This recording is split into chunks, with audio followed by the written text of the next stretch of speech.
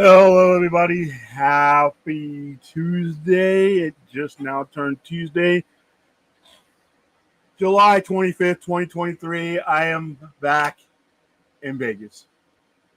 I am back in the hellscape that I live in after leaving the paradise that is my home state, California, specifically San Diego, which is not my hometown. I'm from the greater Los Angeles area, but man, at one point I looked at my phone to check the weather here in hell to contrast it to the weather at Comic Con, and there was 40 degrees difference. It was 40 degrees cooler where I was. But alas, I had to come back. I had to adult. I had you know responsibilities here. I have a little place called the Sci-Fi Center that I have to run. But yeah, back from Comic Con. Did not get a chance to stream last night because as soon as I got off the plane, I literally, no shit, got off the plane. And for the most part, I stopped by the store to flip on the air. So when I got back, it would be on. And then we went literally with that one stop, I went straight from the airport to go see Oppenheimer.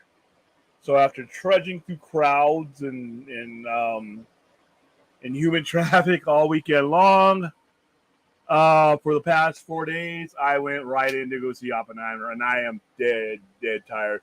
Oppenheimer was a good movie. I'll go into that later, but yeah, mainly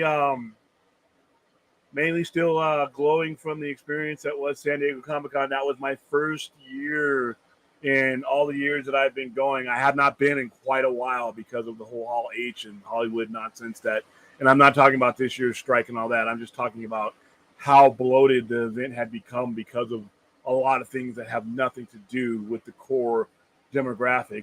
And for anybody who says that that's what Comic Con has become and there's no going back, they did not have a lot of that stuff this year, and it was packed.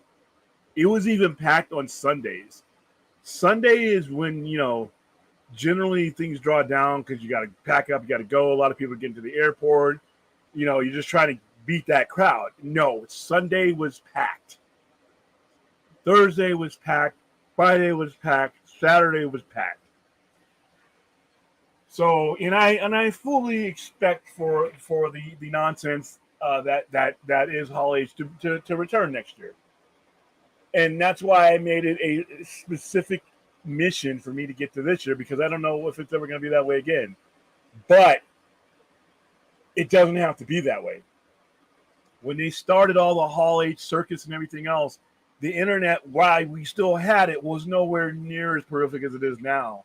YouTube has gone light years in the 12 to 13 years since they started all that madness.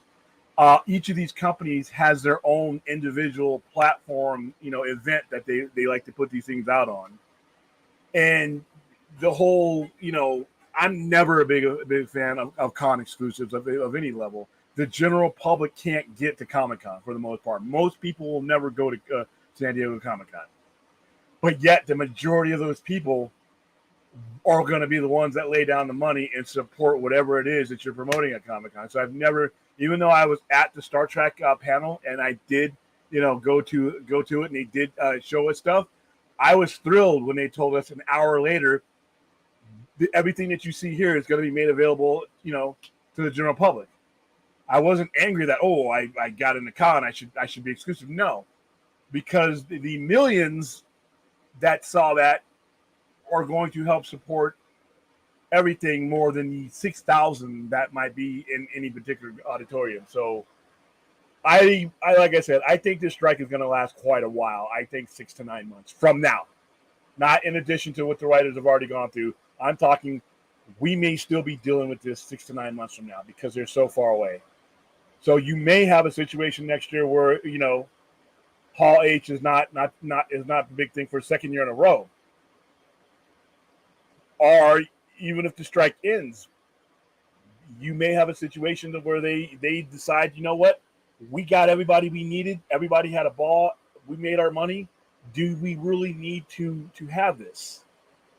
So, like I said, I enjoyed it this year. So like I said, I tried. If you guys follow me on Instagram, you follow me on Twitter. Mainly Instagram and Facebook. I hate Twitter. I only use it for business and to get the word out. But Instagram, I did my best to post on all the social medias. But if you follow us on our Instagram page and our Facebook page, you see I was posting. I still have hundreds of photos because I took a lot of pictures while I was there. So let me say hi to the chat. This is, by the way, welcome to the Midnight Express. This is our really super quick conversation about pretty much anything that's gone on. But like I said, I think I've done a good job of keeping you guys posted. I streamed. Did I stream Thursday? Yes, I did. I streamed Thursday, Friday, and Saturday. Did not stream yesterday because, like I said, it was chaotic getting on the plane. I was on the Patreon stream with Dave, the Film Junkie, and I did that from the airport. It is really hard streaming from a convention and streaming from places that are not your home and your office. Yeah, even with the setup I have, and I bought an extensive amount of equipment with me, and it's just trying to find the best place to really do it was hard, especially at the convention, at the hotel. So I did the best I could with the experience that I had. So I hope you guys enjoyed what I was able to put on. But I wanted to keep you posted. I wanted to between the streams and the pictures and the posts, I was trying to bring you with me on this little journey because it was definitely wild. It was definitely fun. I don't know if I'll ever do 4 days again because wow, that was exhausting. But my recommendation for everybody who's listening and that will listen on this in the daytime hours, which is the majority of you, even if you can't get to San Diego, and it's not easy. It's expensive depending on where you live in America or where you live in the world. It is not an easy trek to make. Thank goodness for Troma. By the way, thank you, Troma, and thank you to my sponsors. You guys made that trip possible, or else I wouldn't have been able to do it. Troma took care of me. I worked the Troma booth the entire time. They allowed me to go out and have fun on the floor. It allowed me to be a fan. So thank you for Troma. Thank you, Lloyd Kaufman. You guys will see plenty of pictures of Troma in there for making that happen. But for the person who doesn't have that affiliation, if you cannot get to San Diego, get to some convention. Get to somewhere where you can surround yourself with people that are into the same things that you are, people that are geeks like you, people that are nerds like you. Get to an environment where you can immerse yourself and 360 every other thing around you is fantasy, science fiction, horror, all the stuff that you're into. Put yourself in a position to where you are in a brotherhood for whatever long that convention lasts, whether it be San Diego, whether it be Detroit, New York, Albuquerque, New Mexico, San Francisco, San Jose, Florida, doesn't matter. Get yourself to a place where you can experience that, because it does have a cathartic effect on you. It does, it stays with you for the rest of the year. I'm pretty sure what I went through in these last 4 days is going to propel me and inspire me for the rest of the year. And I think any convention anywhere in the world is going to have that same effect to a certain degree on any of you guys that are able to go to get to them. There are plenty of conventions and shows all around the nation that are not expensive, that are for the most part in your hometown, right down the street from you. So when you get a chance, get to one, immerse yourself in that environment, and it'll carry you through some of the mundane days, crappy days, especially me. One of the reasons I went to it is because I am connected to this stuff. I am surrounded by this stuff, but in a way that is not necessarily a fan. I'm the bill payer. I'm the guy who makes sure that everything is turned on and ready and open and stuff like that and stocked and all that. That's a different relationship than being a fan. And these last 4 days really helped reconnect me to why I even did all that, what I enjoyed about it. So it allowed me to come back here and just basically remind myself I got into doing all this because it's fun. And once these things become work, it's over. Once what I do solely becomes work, I'm done. I am better off just getting out of the game than staying in just to pay bills. So, and coming to these events like this really, really helps put all that in perspective. So, let me say hi to those of you who are up late night with me. Oh, by the way, hello to all of you who will watch this later on today, which is like 90% of you. But thanks for you guys that are here. How are you doing, Aaron? Oh, by the way, here you go. If you ever want to support the center, like some of our sponsors have been able to support us to be able to make trips like that possible, to be able to make some of the stuff that we're going to do. Like I said, now that I'm back, I have a lot of stuff planned. I have made some upgrades to our situation. Right now, you can't see me because my place right now is I'm augmenting everything like I've been trying to for a while, but I just keep getting pulled aside. I've added new microphones. I've added a brand new camera. I am about to go into OBS because before we're just using StreamYard, but I'm learning OBS to the point where I can run my shows off of it. But if you get the chance and you'd like to support our channel, like and subscribe, both Point Action Lounge and the Sci-Fi Center channel, and drop a tip. Any amount helps. Hell, I mean, like I said, with the sponsors we had, just every penny, every budget we ran up against, it helps to have that kind of thing behind you. So if you can, cool. If you can't, just liking and subscribing helps as well. How you doing, Jeebus? All right, all in your head. What is I'm naive. I don't know. What does WODM stand for? I know you told me before, but I forgot. So yeah, welcome out. Yeah, thank you, Odom. I had a lot of fun. Hey, Monkey Jeebus. Oh, you guys are talking to each other. Hold on, somebody's texting me while I'm doing all this. Oh, it's the alert. Let everybody know I'm live. Even though I'm 12 minutes into it. How beautiful. That's hilarious. That's another thing I want to fix. When I'm live, I'm live. I want you guys to know at 12 a.m. But here we go. Steven Topper, love the commentary. So awesome. Yeah, this is all true tonight. I mean, I had a lot of fun. Listen, one of my main goals in life is to look as ridiculous as possible as all time. I hope I achieve that at Comic-Con. But me, the normal nerd, I fit in and I was tame. Some of those cosplay and it's just you guys have seen, and I'm going to go through some of the pictures before I go.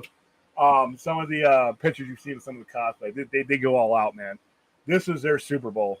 So me and my little lightning bolt shirt I was nothing. I blended right in.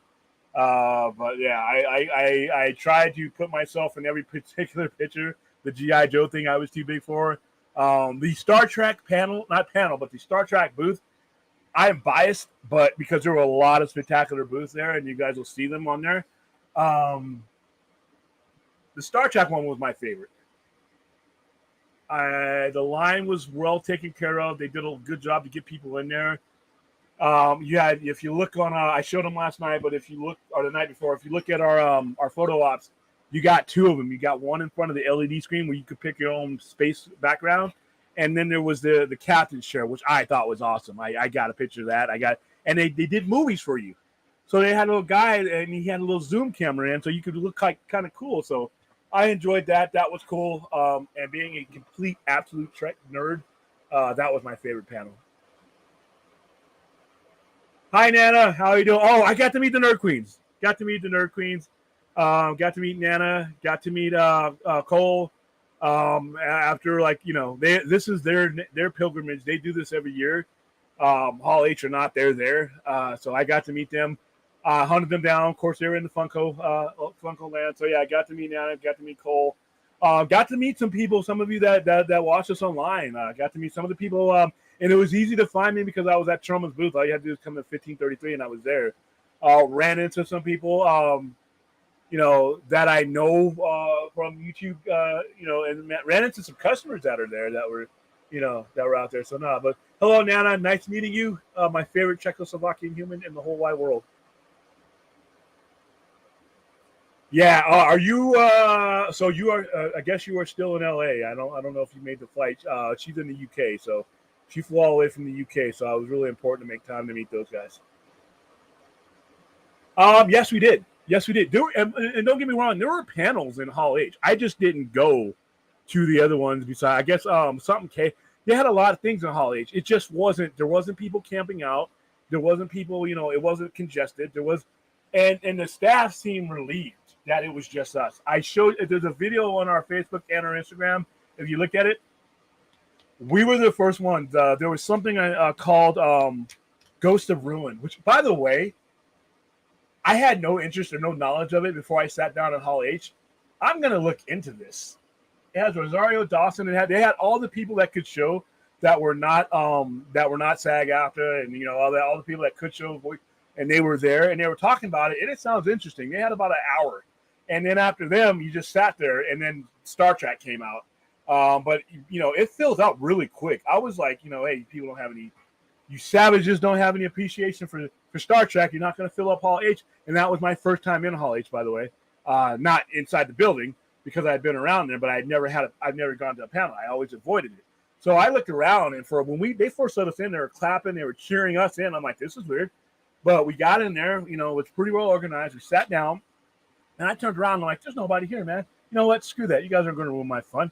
So I turned around, and when I stood up to take some pictures, somebody tried to jack my seat because they thought it was empty. And I'm like, excuse me, there's a whole bunch of seats in here. You just stole mine.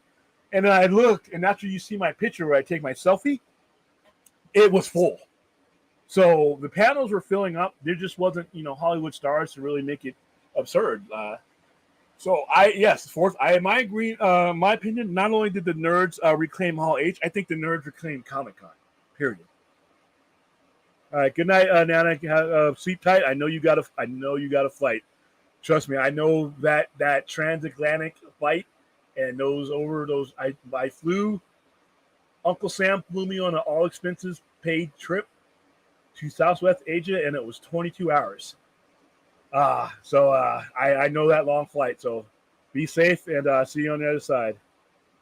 Saw Barbie movie. Okay, you know what, Fourth? I think I'm going to time you out. No, I'm just kidding. Saw Barbie movie and The Sound of Freedom. Freedom was good, but Barbie made me want a kid movie. Okay. All right, so those are two movies I have absolutely no plans on seeing. Everybody who's gone to see Barbie has had a lot of fun, so I'm glad you guys had fun. And I'm not going to hate on it. I just don't have a lot of time, and I have no interest in Barbie, the IP. I know it's going to make a shit ton of money, though, because it's Barbie. As far as The Sound of Freedom goes, another movie I have no interest in. I've heard a lot of buzz about it, but it takes more than buzz for me. I haven't heard a lot of opinions one way or another, whether it was great. Yours is the first one I hear.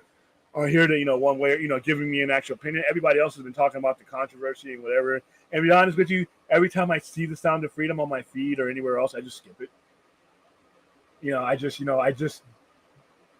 My motto now is if I'm not interested in it, I'm going to move on. My show is a little bit different, by the way, guys. I know a lot of shows cover everything all the time. There's going to be some things I don't cover because I just don't care. I will answer your questions about those things to the best of my ability, but Barbie, I just couldn't do it, man. But I'm glad you enjoyed it, Fourth. Alt stands for wait one damn minute. Okay. That's great. Good acronym, though. Good. Any talk in the strike panel? Oh, yes. Well, not at the panels, but when you walked up to certain people that are involved in the industry, certain people that are there, because even though the actors and actresses aren't there in the Writers Guild, the production companies are. Paramount was right to their, if you look at the screen, to the right of us was Paramount. All the execs from Paramount was there. Netflix wasn't there. I did not see them, but Hulu execs were there. All the execs were there. So AEW had some people there. I met Danhausen and Brody King. Brody King, and they were both Troma fans. So they came over to the panel I was at. Not the panel, but they came to the booth I was at. And I didn't realize I had Brody King was the original Toxic Avenger. He did Toxie for them. He actually has a Toxic Avenger tattoo. Danhausen was really cool. I'm a big fan of AEW, big fan of Ring of Honor. Brody King was just like a big teddy bear. Was really nice. We talked wrestling for a couple minutes, but just by being with Trump and in the Troma booth, I didn't realize how many people have been affected by Troma Entertainment. But as far as there were a lot of people talking about the strike panel because at first the big news was Comic-Con was going to be pretty much a dud because of no big superstars and no big trailers and all that. That was the big talk of day one. However, as you saw, and you can judge from the pictures I took, um, I don't think it had any major effect. People were spending money left and right. I mean, it was so packed that I had to go into linebacker mode just to get from one booth to another. You could not traverse from one side to the other without having to maneuver yourself through the sea of people, and it never let up. The only time it let up is when they announced that it was going to be that we were that it was closing down, and that's when people would rush towards the you know towards the gates and all that kind of stuff like that. But as far as like during the convention, it was pretty packed. So the big talk of the day was, wow, what kind of attendance are we going to have? How many people got refunded, all that. But not. But when you talk, like we talked a lot about it in Stroma, because obviously it's a film company and they're independent, and we talked about maybe the reality of the fact that this may never end. This may do permanent damage to the studios, to the point where studios like Troma or A24 and in different respect and certain other ones and other film companies might sprout up that are independent from these guys, and they would be immune to the effects of the strike. So this could change the game. But yeah, there was a lot of talk about it because it was, like I said, going into the con, it was the main thing. But by the time you got to like midway through Saturday, it wasn't the talk anymore. Hi, Sri. How are you doing?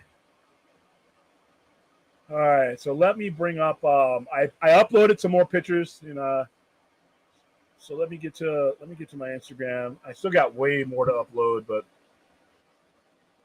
I wanted to make sure that I got like the really kick-ass ones up in there.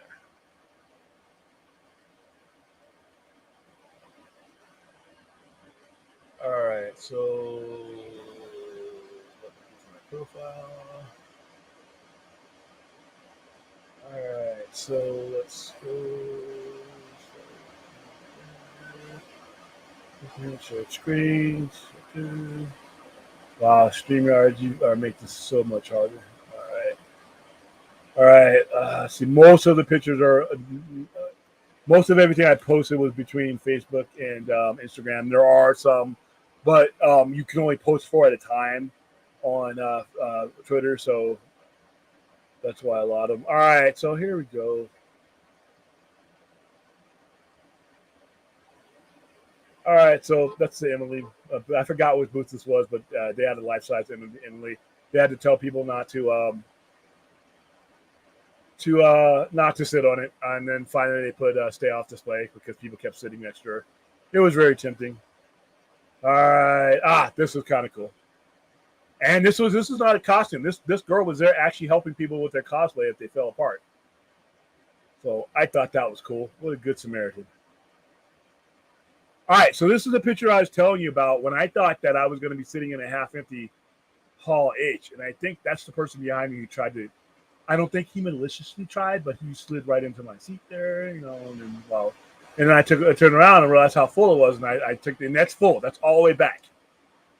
And just like I said, I forgot the Hall H from what people told me was just one level. It wasn't, but behind you could still see because there's plenty of screens behind the main area. So this was one of the pictures I took at the Marvel booth. This was one of the lighter days at the Marvel booth because you'd be, during the main con or during the main hours when they were up on the stage giving away stuff, you couldn't see the carpet. That's how packed it was there. Then, so let's see. All right, and it's the Marvel headquarters, and this is the Guardians of the Galaxy suits. They change those out every day. The day before this, there was Captain Marvel suits with all 3 Captain Marvels, Miss Marvel. There's the Raccoon. This guy has been. I started going to the con on and off in 1989. I went the very last year that they held it at the Omni, which is still there downtown, and I was there the very first year that they held it at the San Diego Convention Center.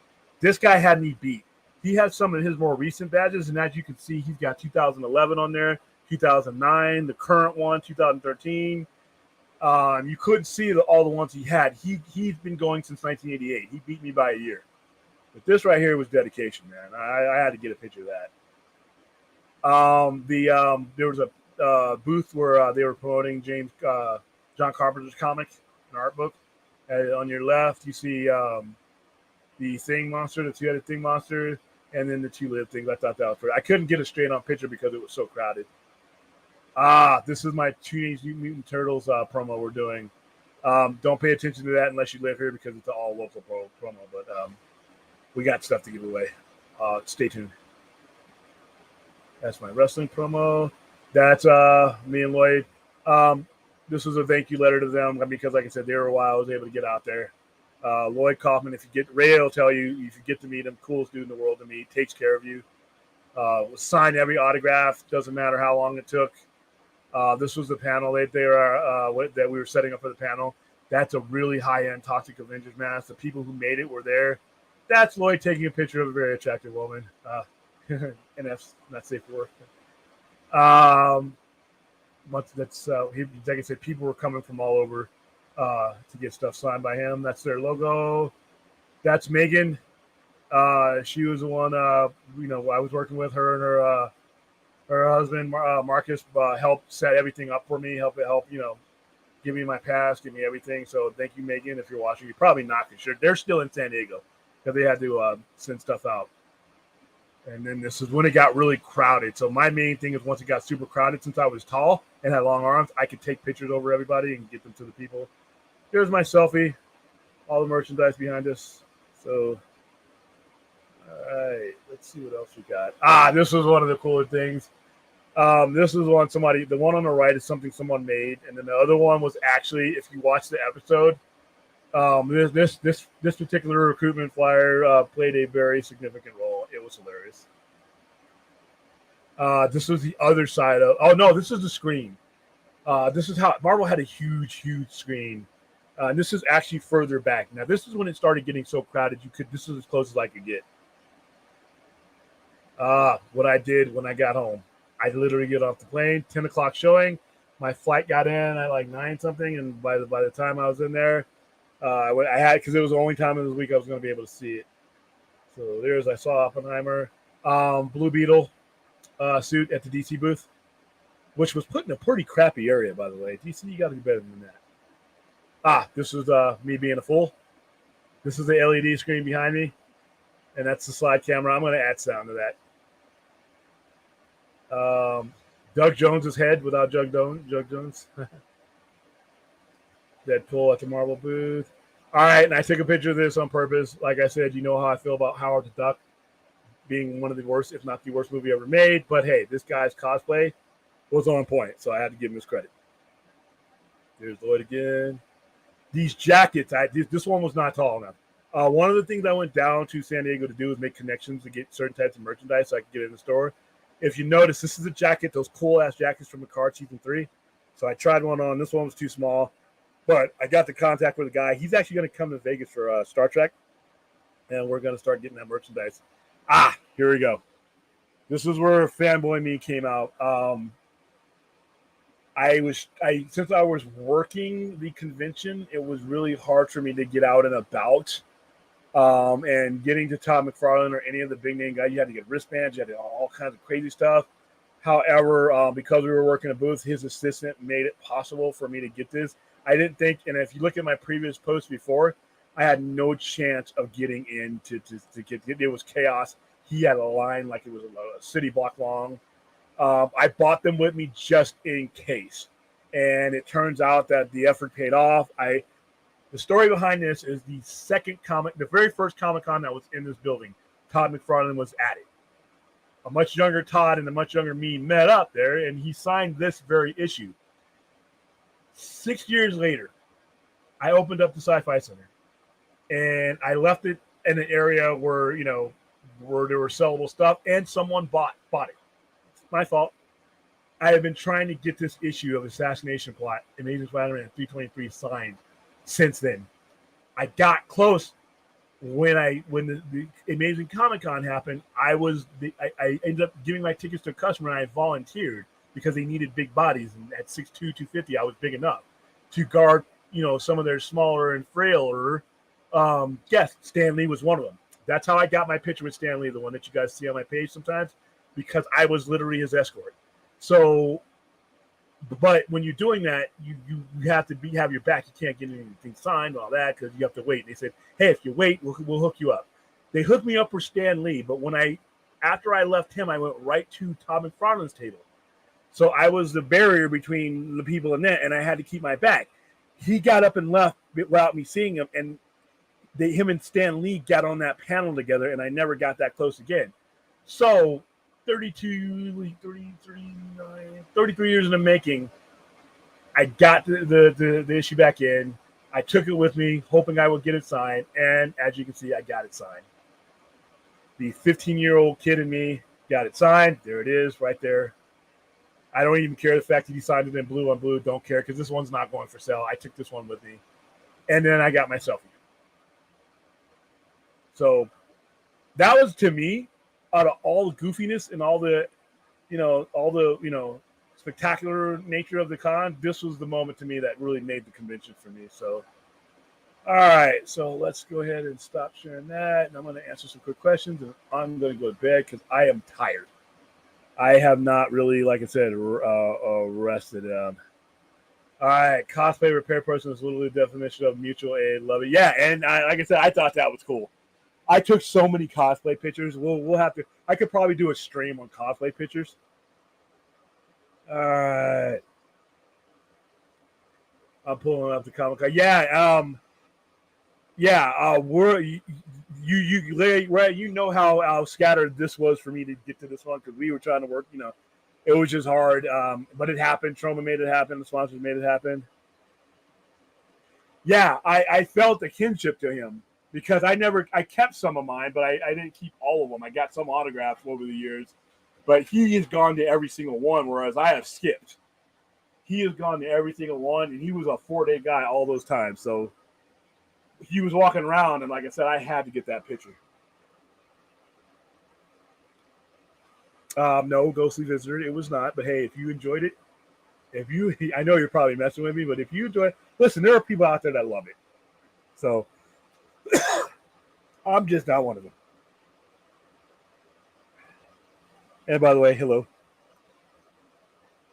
No, I'm taking it with me, and I'm not going to make that mistake again. I didn't, and at the time I sold it, I'm like, okay, big deal, I didn't know that was going to be the last time I was going to be able, in that span of time, that I was going to be able to get near him or have time to go to a convention and all that. Even this one, like I said, I took those. If you look, I have a previous post because I got those issues the Wednesday before I left for the convention. I didn't think I was going to get. I said I'm going to take these with me, and who knows. And like I said, thank you to Shannon, his assistant, for helping me get those. She was a sweetheart, and she saw me stalking. She saw me, I was persistent. It took me 6 trips, but it took, I was persistent and I got it. And like I said, it's one comic book, but it's my favorite Todd McFarlane cover. And it's one of my favorite covers in comics, period. And we have a show coming up. Not a show. It's a real quick short, 5 to 10 minute shorts. They're going to be called Cover Story.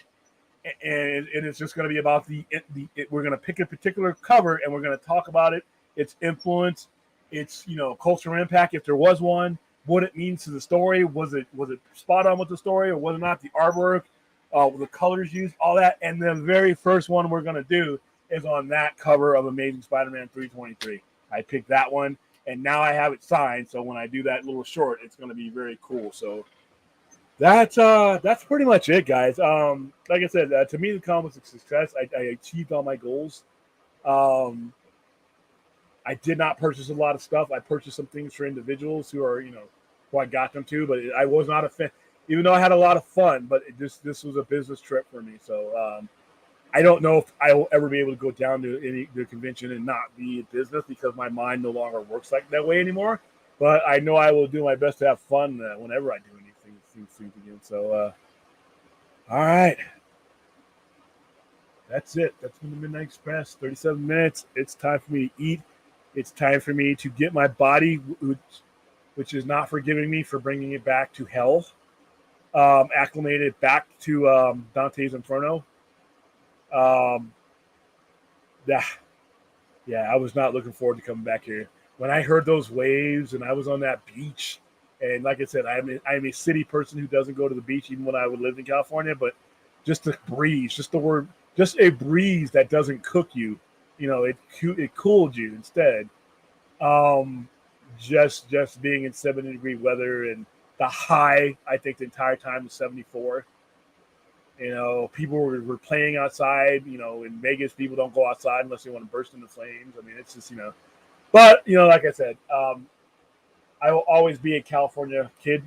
But I'm here. I like I tell myself, I'm here in Vegas on business. It's just that business has lasted a while. So, yes, I did. Yes, I did. There were some annoyances that I don't like traveling in general because I grew up in the military, a third generation military. I've done my military deployment. I've traveled with I've seen this entire planet. I don't need to see any more. You know, I am not a tourist at heart. So there were some issues with traveling and lodging and stuff like that. That kind of sucked. But a lot of that is just because I like being at home in my own bed. I like being home in my own routine. So. All right, yes, I will. And I think I'm going to sleep really hard because, like I said, even though I was in a much better climate place, there's something to be said for being in your own bed. I learned that when I had to spend 18 months away from mine. So yeah, when you get home is home, even if it's not California, LA area, it's still where I am. It's still where all my stuff is. So, all right, guys, thank you for being the best part of this whole geek experience. And now that I'm back in my flow, we'll start doing our streams, getting our shows back online. We've got a lot of Star Trek to go through. Our overnighter, I could not do an overnighter for San Diego, but I will be definitely doing ours. We have a very special Friday Star Trek show because we're gonna have a lot to cover. 2 episodes in 1 week, and then the upcoming episode, and then we'll talk about the musical. But we got a lot. We got the Star Trek one will probably be our most information loaded Star Trek Weekly that we've done. Obviously, we'll have our live watch party here on Wednesday night, Thursday morning, and then our overnighter. We just have a lot to go over with and a lot more pictures to show you. So that is it. I'm going to go eat whatever's in this bag. I don't even know what it is. I just know I'm going to scarf it down. I will see you guys later.